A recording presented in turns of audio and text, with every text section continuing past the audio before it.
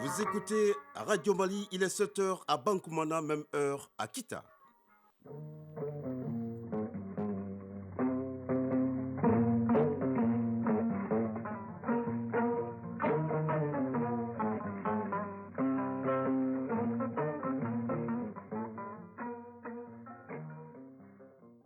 Le journal Agibou Koulibaly.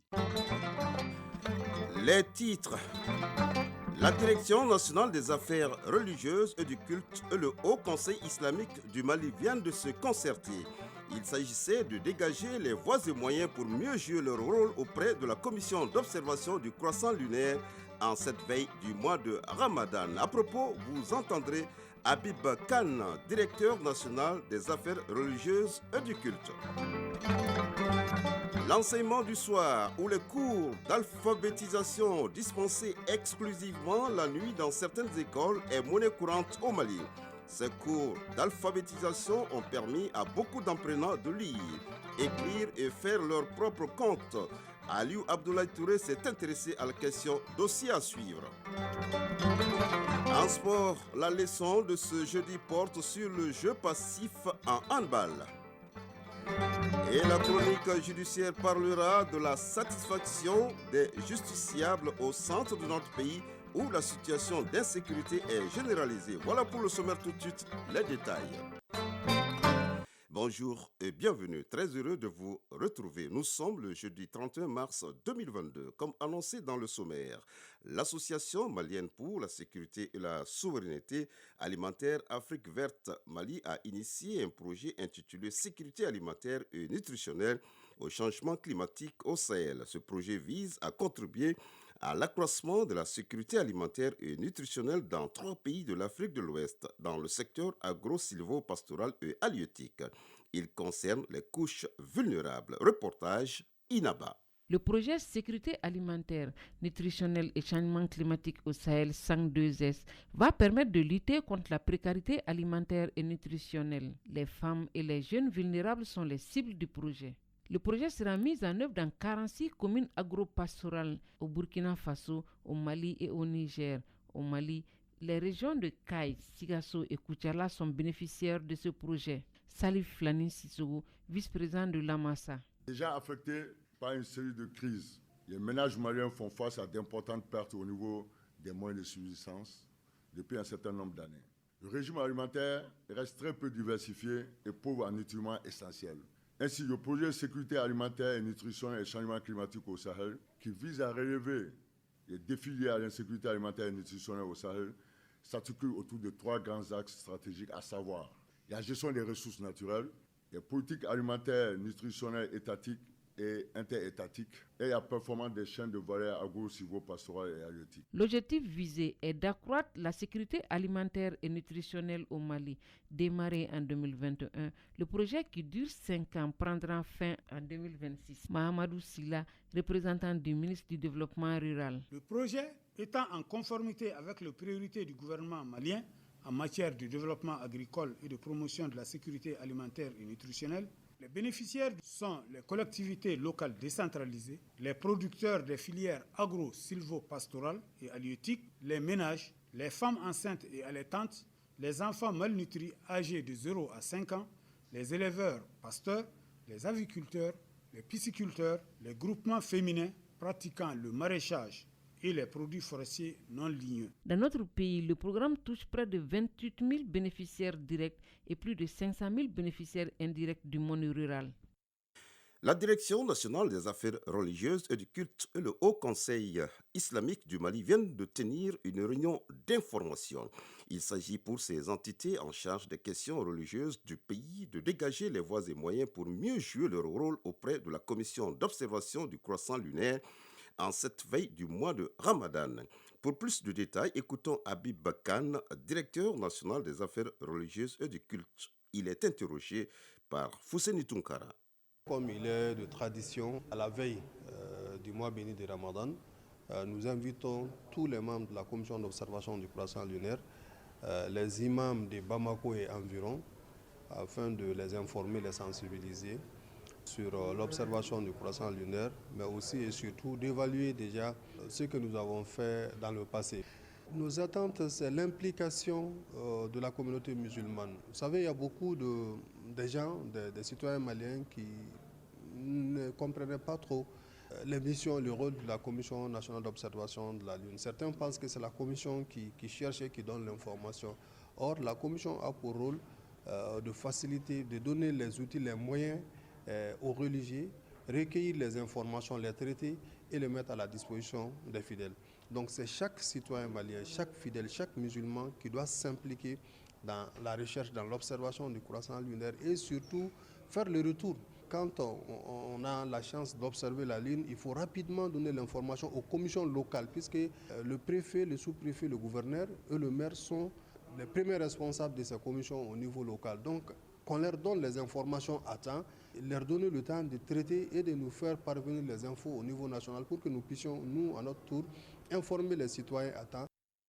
Voilà, c'était là présent Habib Khan. Il est le directeur national des affaires religieuses et du culte. Et c'était par rapport à la commission d'observation du croissant lunaire.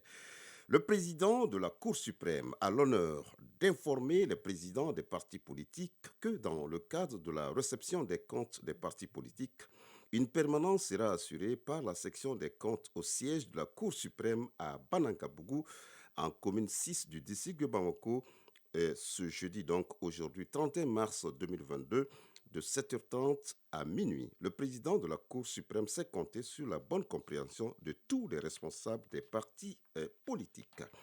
Notre dossier du jour est consacré à l'enseignement du soir, où les cours d'alphabétisation sont dispensés exclusivement la nuit dans certaines écoles. Ces cours sont dispensés soit à des personnes de tous âges qui n'ont jamais été sur le banc d'une école, soit à des personnes qui ont abandonné les études. Aujourd'hui, grâce à ces cours d'alphabétisation, beaucoup d'apprenants parviennent désormais à lire, à écrire et faire leur propre compte. Aliou Abdoulaye Touré est allé à la rencontre de ces apprenants du soir, suivant son dossier. A, B, C, D, E, F, G, H, I, J, K. Bourama Diallo est commerçant de profession. Il est âgé de 49 ans. En classe de 6e année, tous les soirs, après une longue journée d'activité, il se rend à l'école fondamentale de Banankabougou pour suivre des cours d'alphabétisation avec la ferme conviction qu'il n'est jamais trop tard pour apprendre. Moi, je suis commerçant. Je suis venu apprendre à lire, écrire pour mon commerce. J'ai de l'appel à écrire mes factures. Voilà pourquoi je suis ici pour apprendre à écrire et à lire. Mariam Ballo est âgée de 18 ans. Elle exerce le métier de la savonnerie. Elle aussi a décidé de revenir sur le banc de l'école pour apprendre à lire et à écrire, surtout pour que cela lui serve dans son domaine d'activité. Bien que je m'exprime en français, mais je ne sais ni lire ni écrire. C'est bon pour mon commerce de savoir faire moi-même mes chiffres sans l'aide de quelqu'un d'autre. N'ayant jamais été scolarisé et conscient du rôle et de l'importance de la lecture et de l'écriture pour l'exercice de son commerce, Mamadou Djouandé, 32 ans, en classe de la première année, s'est également inscrit à ses cours du soir. Comme je n'ai pas eu la chance d'aller à l'école, donc c'est pourquoi en ce moment-là j'ai découvert qu'on fait des cours ici. Donc je suis venu pour améliorer mon niveau pour que je puisse apprendre à lire et à écrire. Et dans cette classe de la 6e année, la leçon du jour, c'est bien un cours de conjugaison. Quel est le verbe conjugué dans cette phrase? Le verbe conjugué est aura. Le verbe conjugué est aura. Ces cours du soir sont dispensés à des personnes qui n'ont jamais été scolarisées, ou du moins qui n'ont pas eu la chance d'aller à l'école, comme nous l'explique le professeur Pierre Kwasi Kodjeni. Aujourd'hui, ils regrettent et lorsque ils voient que vraiment ça ne va pas, ils se sont dirigés vers un site qui peut les apprendre à écrire et à lire. Déjà, eux aussi, lorsque le petit travail que nous faisons, bien que ça ne prend pas assez de temps, mais le minimum, ils arrivent à comprendre. Et ils sont intéressés eux-mêmes d'abord. Ça, c'est un plus. Ces cours du soir durent 2 heures d'horloge et vont de la première année à la 9e année, avec un programme riche en contenu, comme nous le souligne le professeur Pierre Kwasi Kodjeni. Avec les 2 heures-là, nous arrivons au moins à faire 2 ou 3 matières. La conjugaison Et ils tiennent surtout sur la conjugaison, l'orthographe, la grammaire. Et c'est ça qui fait qu'eux aussi, ils arrivent à s'exprimer. Au niveau des calculs mathématiques, ils désirent vraiment, parce qu'il y a d'autres qui sont dans des activités qui les obligent à écrire des factures. Depuis une vingtaine d'années, Youssouf Diakité dirige et supervise ses cours du soir avec la même énergie et la même vivacité. C'est l'éducation informelle.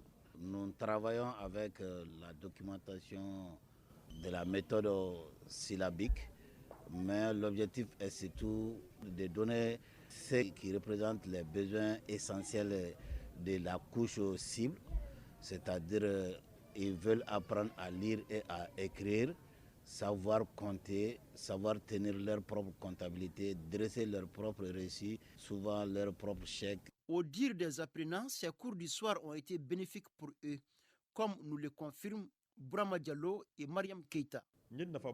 Ces cours du soir ont été vraiment bénéfiques pour moi parce qu'au début, je ne connaissais même pas les 26 lettres de l'alphabet.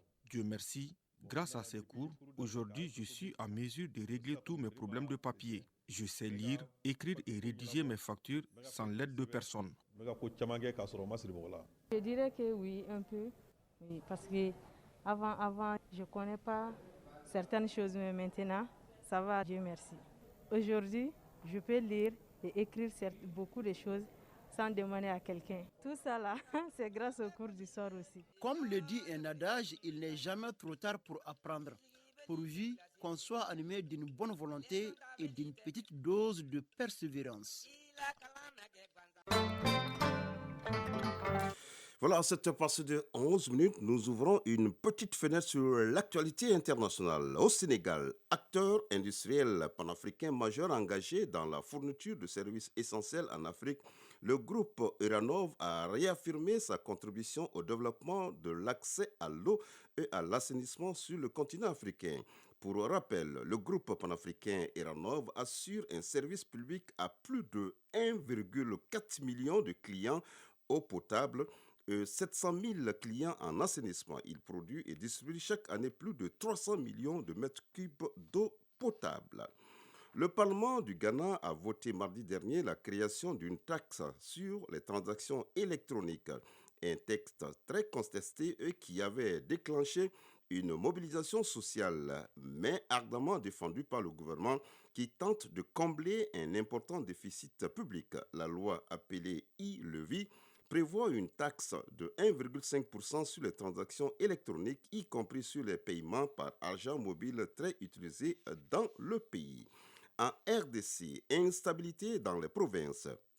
Le vice-premier ministre, ministre de l'Intérieur, de la Sécurité, Décentralisation et Affaires coutumières, Daniel Alesso et Acelo Okito, a répondu à la question orale adressée par le député national Jean-Pierre Kayemba Ilunga sur la gestion tendancieuse des conflits dans les provinces et les relations entretenues avec les institutions provinciales.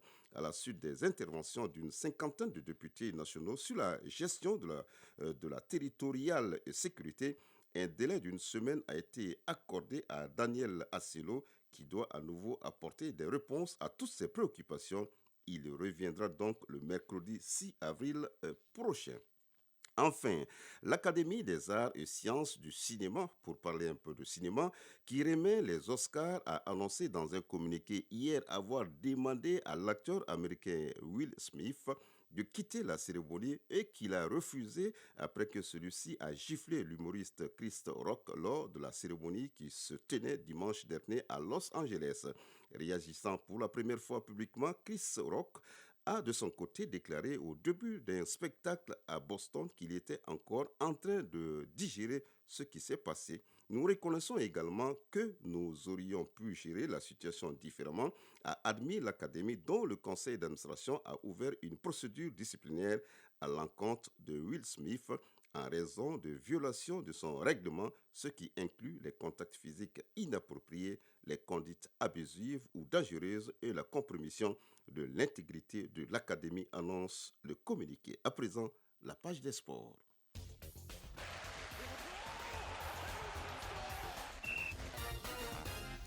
La leçon de ce jeudi porte sur le jeu passif en handball. Le jeu passif est une règle assez complexe puisqu'elle dépend en quelque sorte de l'appréciation de l'arbitre. C'est très souvent lié à un manque de volonté pour une équipe de marquer. Isaac Tino. Au handball, il n'est pas permis de conserver le ballon sans qu'une tentative d'attaque ou de tir soit reconnaissable. De la même façon, il n'est pas permis de retarder de manière répétée l'exécution d'un engagement, d'un jeu franc, d'une remise en jeu ou d'un renvoi pour sa propre équipe. Cela s'appelle un jeu passif. Amadou Maïga, entraîneur de handball. Le handball est un sport collectif très rapide. Si je ne m'abuse, je pourrais dire même que c'est le sport collectif le plus rapide où il y a beaucoup de contre-attaques. Les gens veulent que cela aille très vite. Mais il se trouve que lors des matchs, il y a des équipes qui cherchent à conserver la balle en tournant en rond. Et quand les arbitres constatent ça, parce que généralement les équipes le font, elles le font soit pour ne pas se rattraper au score ou pour ne pas encaisser trop de buts ou de les cartonner.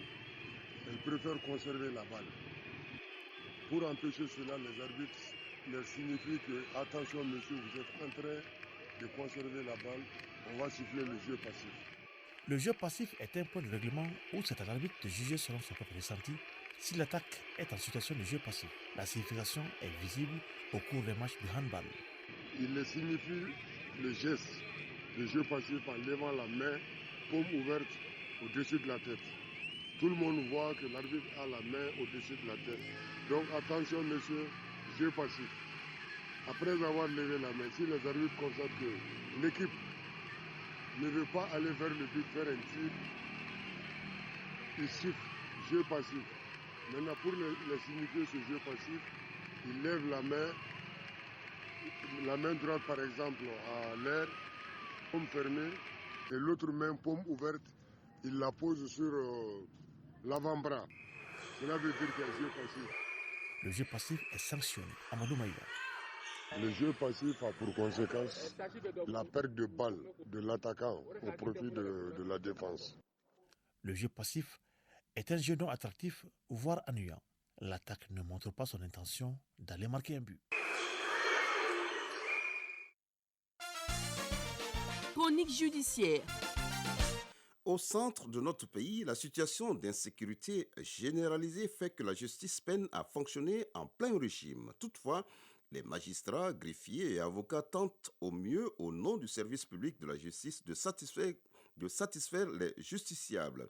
Ici, les avocats sont parmi les premiers à souffrir de cette situation plus que difficile. Chronique judiciaire, une réalisation d'Adama Djimde.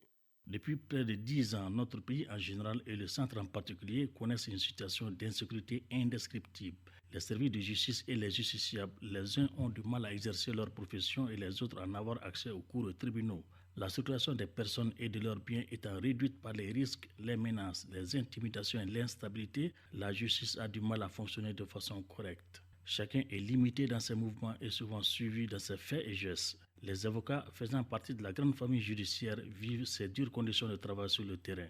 L'exécution de certaines procédures est ralentie, voire entièrement bloquée, entravant du coup la tenue régulière des audiences. Et les conseillers sont parmi les perdants.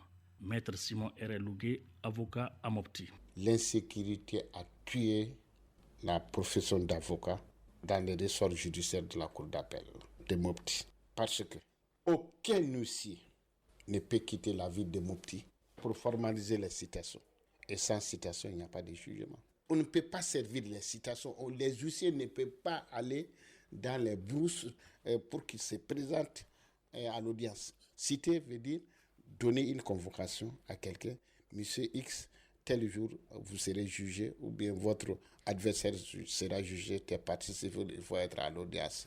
Ou bien telle personne, tel jour, ton dossier de réclamation des champs sera jugé, il faut être au tribunal. Les huissiers ne peuvent pas donner ce papier, cette convocation que nous appelons les citations à comparaître. On ne peut pas les faire, on ne peut pas les formaliser et on ne peut pas juger un citoyen sans l'avoir cité régulièrement. Ce sera de l'abus. Dans la juridiction de la cour d'appel de Mopti, ils sont moins d'une dizaine d'avocats opérationnels sur place. Ils tiennent bon contre vents et marées. Maître Lougué. Nous sommes pratiquement 5.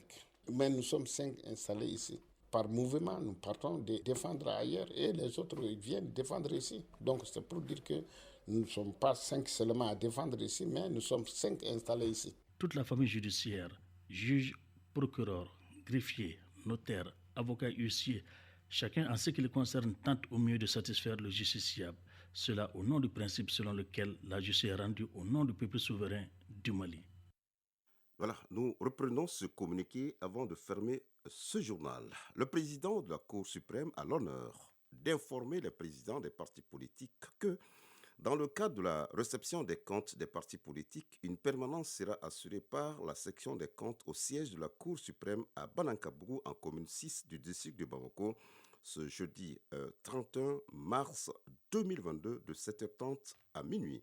Le président de la Cour suprême s'est compté sur la bonne compréhension de tous les responsables des partis politiques. C'est la fin de cette édition à 7h passées de 20 minutes à Banamba. Sa mise en onde est assurée par Mokhtar Touré, coordination, rédaction en chef Brahma Traoré, et un journal présenté par Aïdibou Koulibaly. Nous avons eu le plaisir de vous présenter cette première édition. À 13h, rendez-vous pour la deuxième de Mali Actualité. Merci de nous avoir accordé de votre temps.